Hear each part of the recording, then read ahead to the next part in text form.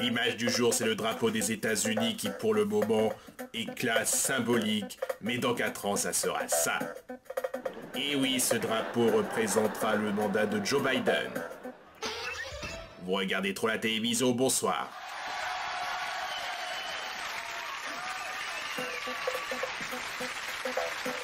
Le coronavirus circule, les variants s'installent en France, le nombre de patients repart à la hausse et la campagne de vaccination prend du retard.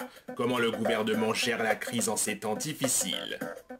J'entends dire, ici ou là, Emmanuel Macron n'arrive pas à se débarrasser du coronavirus. Eh bien, c'est vrai. Et je le prouve.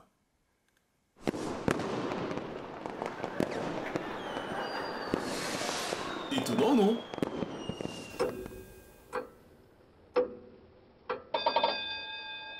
C'était la minute nécessaire de Monsieur Macron.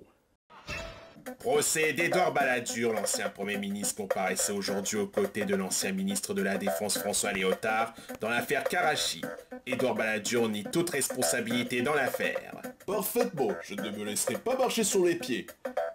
Alors moi je dis, je suis d'accord avec Édouard. Comment peut-on mettre en cause un pauvre vieil homme dans une affaire de corruption?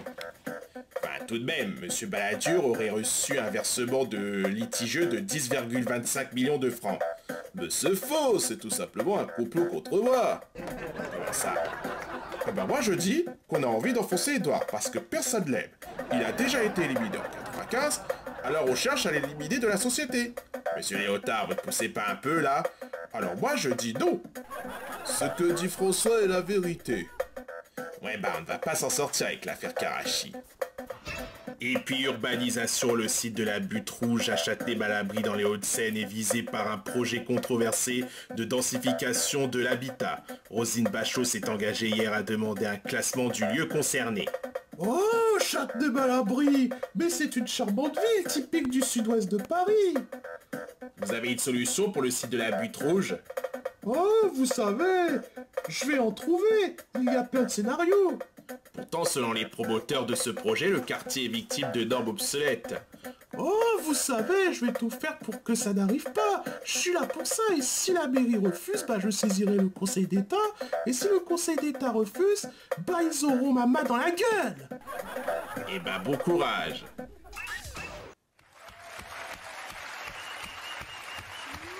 Voilà, sans transition, pour revenir sur la cérémonie d'investiture de son successeur Joe Biden et revenir sur son mandat et ses derniers sorts à la Maison Blanche, je reçois Donald Trump, l'ex-président des États-Unis. Quoi? Qu'est-ce que tu dis, Mazafaka?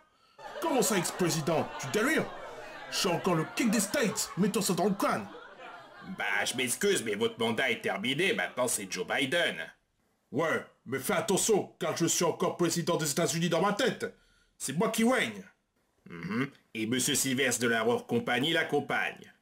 Brrr. Ouais, Beurre aussi. Alors Donald Trump, revenons sur vos 4 ans de présidence à la tête de la première puissance mondiale. Quel bilan pouvez-vous nous dresser? Vous voulez savoir mon bilan? Bah oui. Eh ben ça aurait été une année great. Mais encore. Bon, qu'est-ce que tu veux que je te dise d'autre? Ah si, j'ai pu empêcher les Mexicains de venir sur mon territoire. Ah oui? Je suis le seul à l'avoir fait. Mais les États-Unis sont devenus un pays de non-droit globalement. Great, mais au moins notre pays était propre, reconnaissant et paisible. Oui, c'est un peu radical. Certes, mais grâce à ce genre de mesures, le chômage a baissé, l'Amérique a trouvé une place dans le monde. Ouais, mais les Américains vous en veulent. Et alors, c'est pas mon problème. Faut pas oublier que j'ai eu des sénateurs qui m'ont soutenu, et Max Pence était toujours là avec moi. Enfin, il vous a quand même lâché au Congrès. C'est pas grave, je respecte son choix, sachant que j'ai mes amis les Trumpistes. Qui ont saccagé le Capitole.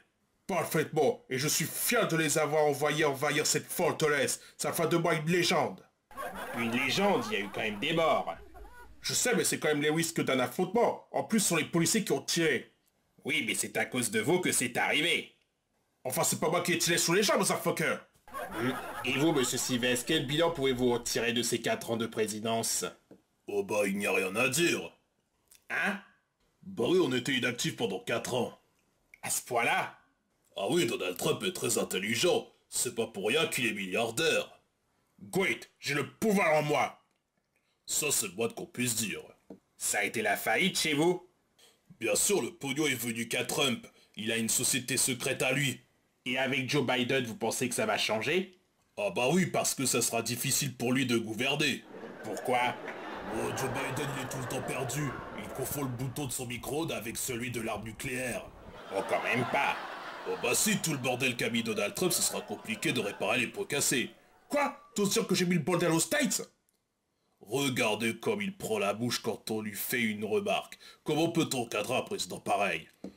Quoi? Comment ça, un président pareil, motherfucker? Au contraire, je suis le meilleur président que les Américains n'aient jamais connu. Oui, veut dire le pire. Sale connard, n'oublie jamais que je sais où t'habites. Monsieur Sylvestre, vous n'avez pas peur que les États-Unis soient un dépotoir si vous n'arrivez pas à régler les problèmes au sein du pays? Non, aucun risque. On s'est bien préparé avant l'élection de Joe Biden, on a quand même aidé à se faire élire. Quoi? Qu'est-ce que tu veux dire, motherfucker? Bah pour dire la vérité, en fait, on t'a volé quelques victoires pour faciliter l'élection de Joe Biden. Ça veut dire que tu m'as éliminé? On n'avait pas le choix, Donald. Les Américains t'en voulaient à bord, donc fallait faire quelque chose. Putain de goïtaton se trouve à la sortie. Bon, c'est pas que, mais moi je dois y aller. Pourquoi? Vous avez peur, monsieur Sylvestre? Ah non, mais c'est que ma femme m'attend. Non mais attendez, vous pouvez régler le problème ici. Et toi, t'étais au courant, motherfucker? Non, je dis ci pour rien. Bon, allez, la suite.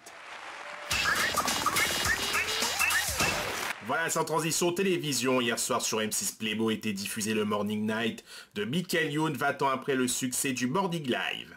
Le Morning Night, 20 ans après le Morning Live. Bonsoir. Alors je suis ici pour représenter le porno et le sexe. Et maintenant, découvrez ça. Bonsoir, je suis Jean-Louis, le gars des huîtres des petits mouchoirs. Non mais franchement les jeunes, vous passez votre temps à regarder du cul, du sexe, de la drogue. Et ça vous avance à quoi? Vous n'avez pas d'études, vous n'allez pas à l'école, vous n'apprenez rien, c'est ça votre avenir? Nous les restaurateurs, on souffre à cause du Covid. Vous vous rendez compte? On va devoir mettre les clés sous la porte, vous entendez? On va devoir tout fermer. Le Tuputch Live, présenté par Jean-Louis, le gars des huîtres des petits mouchoirs. Ah ça, il y a de l'imagination malgré la fermeture des restaurants. Allez, ciao, bonsoir.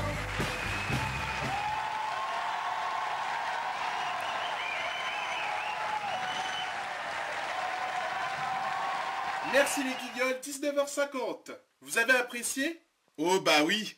Au fait, vous étiez pour Donald Trump ou Joe Biden? Pour Joe Biden très largement, mais je ne suis pas américain. Ok, avant de retrouver Vandel, un petit coup de zapping. Le couvre-feu à 18h est entré en vigueur aujourd'hui. À 18h, tout le monde va rentrer chez soi. Quelle est la réaction des commerçants qui doivent fermer plus tôt? Metz, nous sommes à presque 1 heure du début du couvre-feu et tous les commerçants devront fermer leurs boutiques malgré leur mécontentement. C'est révoltant pour nos clients mais aussi pour nos commerçants qui en journée n'aura pas beaucoup de clients puisqu'ils travaillent. Et ça ne dérange pas ceux qui nous imposent ce couvre-feu qui arrive trop tôt à mon goût. Si on veut relancer l'économie, c'est pas avec ce genre de stupidité qu'on va y arriver. Ce matin sur l'esplanade du Trocadéro, la neige a commencé à faire son apparition. On n'a pas vu ça depuis 2019. Je suis étonné de voir Paris sous la neige. C'est pas tous les jours qu'on peut voir ça. Au jardin du Luxembourg, il fallait faire attention de ne pas glisser. Sous un brouillard, on distingue à peine la tour Montparnasse. Le jardin du Luxembourg sous la neige, c'est du jamais vu. On pourrait faire un bonhomme de neige. Paris restera toujours Paris, mais la neige lui donne un autre visage. Covid n'oblige pas de concert dans les salles, néanmoins il est possible de voir des concerts payants sur internet depuis chez soi.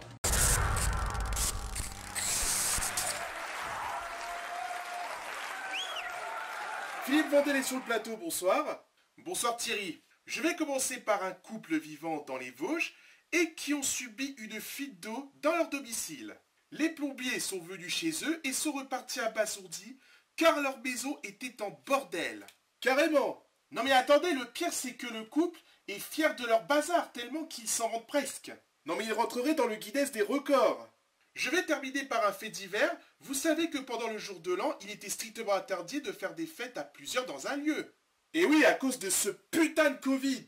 Bah justement, sachez que dans un village dans la Haute-Garonne, dans un commissariat, les policiers ont fait la fête toute la soirée Au lieu de surveiller le village pendant le couvre-feu, ils se sont bien éclatés. Pendant que nous, on est restés à la maison. Je ne vous le fais pas dire, sachant qu'apparemment, ils n'étaient pas masqués. Comme quoi ceux qui sont censés représenter l'autorité, hein? Merci Philippe. Juste après la pub moustique, bougez pas.